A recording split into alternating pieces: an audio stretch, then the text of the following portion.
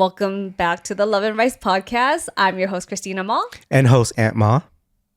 And today, what just happened? You just stopped? You just want to do the first line? Yeah, that was it. That's all I wanted to do. I'm okay. Good now. All right. So thank you guys for tuning in to the Love and Rice podcast on our YouTube. I hope you guys enjoy these 15-minute videos. Can you let us know if you like them at 15 minutes or if you actually like them at 1 hour? Because we upload these 15, 20-minute videos pretty much every day of the week. And once they're done, we'll upload the 1 hour after that. On this part of the episode, we're going to be talking about how we manage to take care of the baby while we're both still working. And so for me, in the beginning, I was kind of like the stay-at-home dad. I would go into, the JK office a couple times a week, and I would bring the baby with me. I would bring Leia with me. Do you remember that? Yep. So basically, this was so hard, and I can't believe I did this. It was just like I had so much determination to be a good worker and be a good dad at the same time. So I would get Leia ready for work. I would bring her portable crib. I would bring her milks. I would bring a milk warmer. I would bring You brought everything. It was like what are those sound things called? Well, there's like a white noise maker or like a melody. I would bring that, and then I also bring like a little toy for her. So like on the portable crib, it's like this thing that hangs. It's the mobile. I forgot what it's called, but it like spins around. It plays music, and there's like little like toys that are hanging, so she could just stare at them and like zone out. So I brought that in case she wouldn't keep quiet, because I would have like a 2 to 3 hour meeting, and so what I would do is I would get to work right before her scheduled nap time, right? And then I would set up the portable crib and all that stuff in one of the offices there. And then so now I would give her milk. When she's done with the milk, I would rock her until she fell asleep. And I would gently put her into the portable crib. And I'm like, all right, guys, I'm ready for the meeting. And I'll be free for like maybe an hour and a half.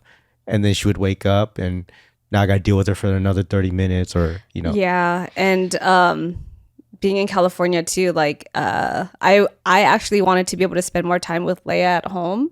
But, after 3 months, I had to go back to work. And that's why you ended up having to be like that stay-at-home dad. Yeah. And it wasn't even a stay-at-home dad. It was just like working dad and bring your daughter to work weekly. True.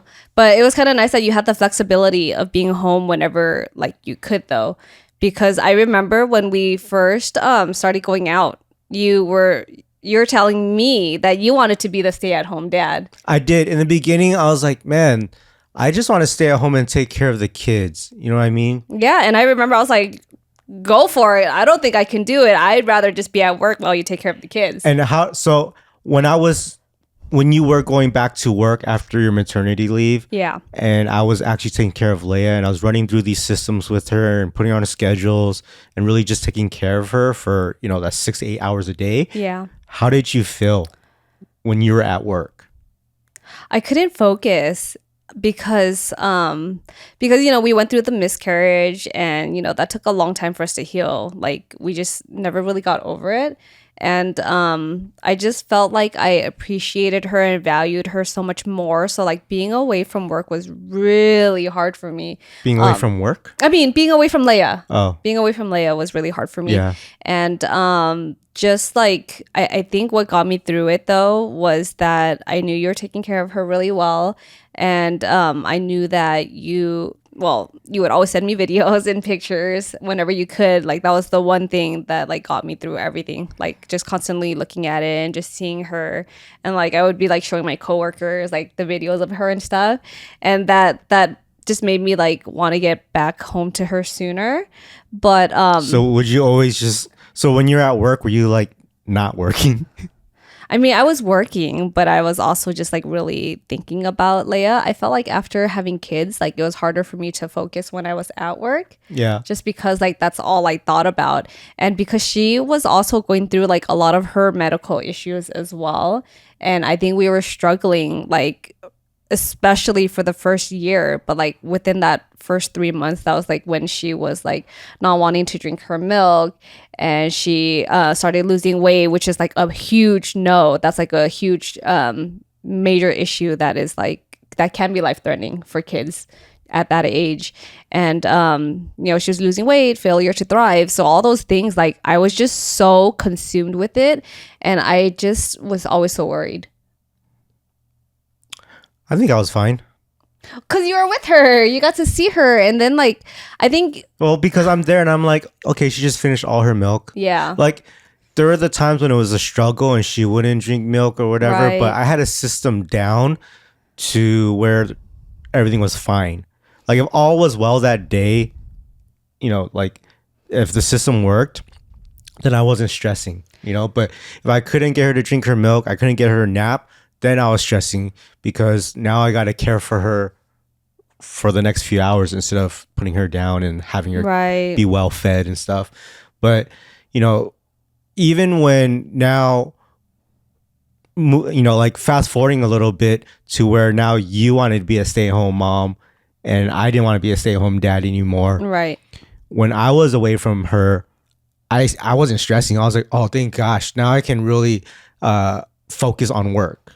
Yeah, you're the complete opposite. You're just like, all right, time to get on the grind. These kids are not on my mind at all. Because for me, I already know, like, if the kid is on my mind while I'm trying to work, I won't get stuff done.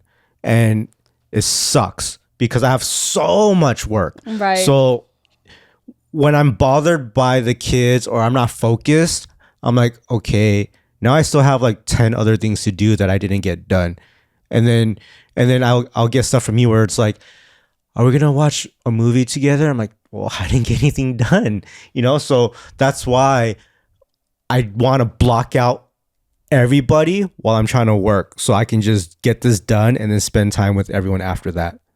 Yeah, you're the type of person that like if anyone interrupts you for like a split second, you completely lose focus. And I didn't really understand that because I used to like get offended by it because we rarely ever got to spend time together. Yeah. And then whenever I would try to ask you something or I would try to like have a conversation with you, it was always like this face that I was get because you're like so focused in what you're doing, and it's kind of like a scram, so I can work on what I'm doing. And I mean, I didn't understand it until like we recently had lunch with like Nikki and Steve, and she was describing their relationship as well, and that she actually is the same exact way. Yeah. And just hearing it from her perspective and then hearing how Steve dealt with it and how he feels about it, like it was kind of the same.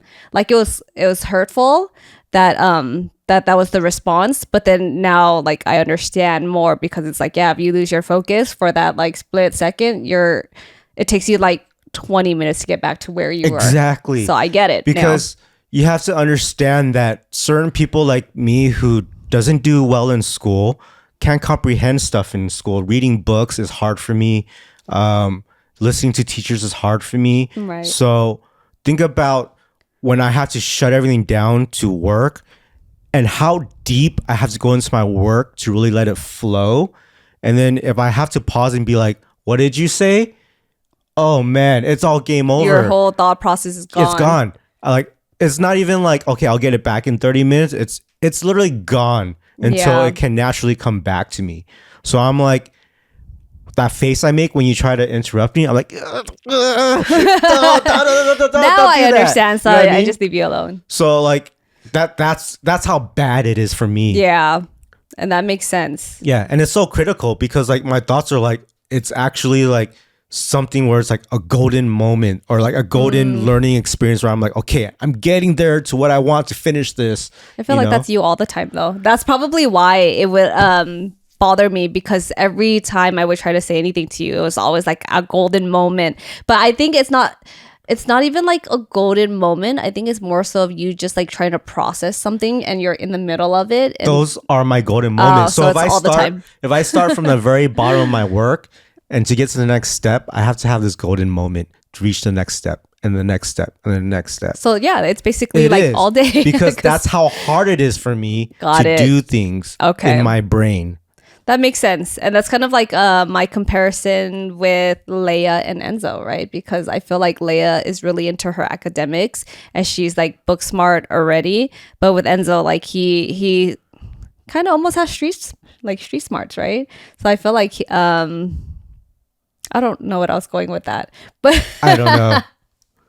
but I mean, it's just like she's so into school and he's not, and it takes him more time. Even though he's like a really smart kid, it takes him more time to actually like follow things, and he's not as like straightforward in like absorbing the information that we're giving as like easily as Leia does. You're probably trying to process. I'm so what I'm lost saying right now. But basically, going back to that, I feel like us being at home and we're both working at home together. I think it's kind of a good balance now because like you're 100% into your work, and I think ever since I've become a stay-at-home mom, my priorities have changed and shifted, because before that it was like work, and I was always thinking about work and trying to get things done, and I was like hustling in that kind of sense. But then like after we had the kids, I was like, okay, Ant wants to focus more on work, so I'm going to let him do that. And that can be your priority, while my main focus is to deal with the kids. And I didn't think it would be that way, but like just, being around them all the time, I feel like they have so many things that they need. They need like a lot of communication, interactions, and like, even though... In the first year that you're a stay-at-home mom, you really just focused on Leia. You didn't focus on our other, You mean on Enzo and Leia? Because when I was a stay-at-home mom, I had both. We had both the kids already. Wait, so you're saying that I was a stay-at-home dad for Leia, like 2.5 years, 3 years? Yeah. For 3 years, literally. Yeah, you were way. Yes, you were Dude, that stay-at-home dad with Leia until not 2.5. Yeah, like, well, Enzo's 3. Yeah. I mean, I'm sorry. They're 2 years apart, right? But it takes a year for him to cook. Yeah. Right? So I'm saying like 3 years, I took care of Leia. Yeah, I was still working full time, and hey, I think knowing that I did that for almost 3 years, I'm clapping for myself right now, and I think I should have a medal or a trophy from you saying maybe like, I should have one for pushing 2 babies out for you. That's just push. Everybody just pushes. But you know what I mean? Like, that's hard. Yeah, no, it is. It is, especially with all of the issues that she had. I felt like that being our first child too, like there's just so many things that you had to adjust to. Like, I was taking her to the doctors. I would, there are times when I'm like, I'm about to have a serious meeting, and I would drop her off at my dad's house. Yeah. Remember when my dad used to be able to take care of her? Now my dad cannot take care of our kids, but there was a time when he was still able to, and I was okay with it. And practically because you just lay her down and that's all she's going to do. She's not going to move around. Yeah. He would watch her like every Friday. Yeah. Yeah. Yeah. It would probably just because there's a crib right here and he could just watch TV and that's it. That was his only thing, Yeah, he just had to give her milk, change her diapers, and that was it. That was a simpler time for my dad. Yeah. But I became a stay-at-home mom. Actually quit my job, I want to say like a few weeks before I found out that I was pregnant with Enzo. Like, I had no idea. I just remember like really just hating my job and feeling so stressed, and just like it was such a toxic environment, and we just all became overworked and we're understaffed all the time. So now that I think about it, like I feel like the stress got to me even more was because I was like pregnant and I didn't even know it. Oh, that makes sense. Yeah. So I'm kind of glad that we switched roles. Now you've been a stay-at-home mom for 3 years. Yeah. Right. Yeah, and I loved it. Like, even though I went crazy, I went crazy. What happened for you to go crazy? So basically, I'm with them like 110% of the time, right? Yeah. And they all, till this day, they still always ask for me. Like, I'm always the person that they go to. And you don't get a break when you're a stay-at-home mom. Before I was even a parent or even considering kids, I was like, if I have a kid, I need to work. like we're gonna put the kids in daycare because I can't stay home with them. Like I'm gonna be so bored. But that's like not the case at all, because there's always something to do. You always have to take care of the kids. There's stuff to do at home. You have to eat. Like food is so time consuming too. Yes. And they just always need so much from you. And Man, okay, so now that we both work from home, and when the kids are at home, like it's no school day or something, it gets really crazy because I could see how needy the kids are. They're like I'll be in the office working, and then they're like, mommy, and she's like, yeah, I'm gonna go use the bathroom. And then the moment you go use the bathroom, they both get out of their seats. You know, like this is the middle of a meal time, lunchtime. They'll both get out of their seats and then go to you and be like, mommy, how long are you gonna take? Mommy, what are you doing? 10 minutes? Can you let me know? And every single time I walk into the bathroom, I close the door, I'm about to sit down. Mom. You didn't even sit down yet? I haven't sat down. That is how fast it is. The All the moment you time. get up and you close the door is the exact moment Leia stands up and goes to you. I know, and I'm in like, front of the door. she always asks me, she's like, how long are you going to take in the bathroom? And I'm like, I don't know. Like, I don't know until I'm there. And then I just see how I feel. And she's like, can you let me know when you sit down then to see how you gosh. feel? And I tell the moment she tries to get out of her seat, I'm like, Leia, leave mommy alone. Yep. Just leave her alone. I Stop hear it getting up too. out of your seat. Yeah. But like she just gets up right away. I'm like, you were just with her. That's how it is. I could sit there with them for like 30 minutes to an hour. And as soon as I get up, because I need to go upstairs to like get their clothes ready for school, Mom, I'm like, what? Like, what do you want? Yeah. I think it's because you actually answer them and stuff. Like for me, I'll tell Leia like, what, Leia? I think and then I'll tell her like, I'm gonna work right now, so don't bother me right now. You can go play with your Legos, you can do this or that. And I think for you it's like, well, you do say this too. You're like, okay, guys, I'm gonna go use the bathroom, finish your lunch or whatever. Yeah, I tell them. But you need to tell them like, don't get out of your seat. Stay here. Do not follow me. It's like when we go to the supermarkets, right? We gotta have this pep talk. We're in the car and we just got in the parking lot of the supermarket and we're like, you know, we turn around to the back seats and we're like, all right, guys, if you're gonna come inside, we are not gonna run around the supermarket. We're not gonna yell. We're gonna be good, right? And if we don't have this pep talk, then all hell breaks loose inside the supermarket. But even then, sometimes when you tell them, they just get so excited and they still do it. And we're like, oh my God. Yeah, but then you tell them like, remember that talk we had in the car? Yeah. And then they'll stop right away. But when you don't have those talks, it's so much harder. That's true. Because I will tell them, like, when I go, I'm like, don't bother me, okay? I'm going to go use the restroom. I'll come back when I'm done. But I don't say, stay in your seat. Yeah, you have to say those things. I'm going to test that out today and see what they do. Good luck to you. Good luck. Well, or maybe you can step in and, you know. I say it all the time. Don't get out of your seat. I say it all the time. But they don't, you know, they just want to do what they want and they want to be with you. And that's how it is. And then usually, like, I'll be upstairs. They're downstairs doing something. They need help taking a Lego piece apart. You're literally, like, right there. Yeah. And then they come all the way upstairs just for me to do it. I'm like, Enzo, Daddy's like right there next to you. Like, why couldn't you have just asked him to do it? I let him walk all the way up there too. Yeah, it makes no sense to me. So that's why it's just kind of exhausting, and that's how I go crazy, because the moment I try to do something on my own, I can't.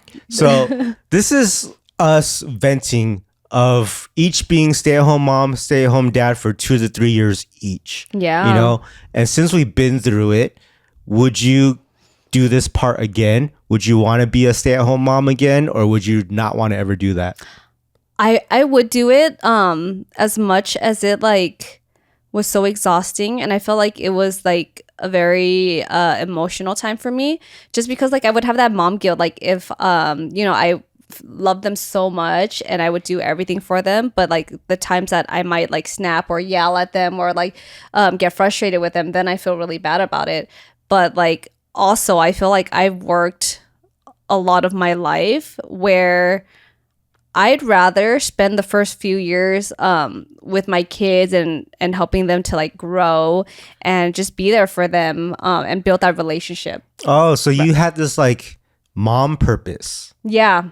Yeah. That was your purpose for the last 3 years. Yeah, like because I want to say the first 5 years are very crucial to like their growth, like their mental health, how they see friendships, relationships, the way they communicate with like their peers.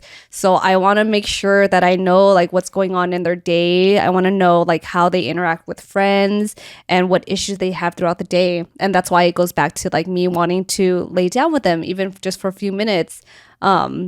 Even though I'm telling them to like go to sleep most of the time, but it's also like connecting with them and understanding like how their days have been going, so I can kind of like guide them to like be better. Yeah. Yeah. I think if I had to be a stay-home dad again, I enjoyed it, I don't think you but can do it. I went kind of crazy, Yeah. and I just, yeah, I don't think I would be a stay-at-home dad again. Yeah, I think It's too much. I think because you connect with them to a certain extent, but then your mind is also very focused on work. So it's like, oh man, this is taking up too much time. I gotta go do this and this Well, and this. When I wasn't so busy, I'd be like, okay, guys, let's go get ice cream together. Let's go to the Yeah. park together. So like those are really fun. Going out to do things with them and experiencing that. Like that I really enjoyed with them. And I had a lot of time to do that with them as a stay-at-home dad. Right. So I enjoyed those moments. But when we're at home, that's when it's like, Yeah. you know. So for me, I don't want to be a stay-at-home dad anymore. I would do it again, even though we were the complete opposites when we first dated. I know. All right. So I hope you guys enjoy this episode of Love and Rice Podcast. Comment down below what you guys want us to talk about, who you want to have as a guest. And also make sure follow us on YouTube. Follow us on all the podcast platforms. And we'll see you guys next time.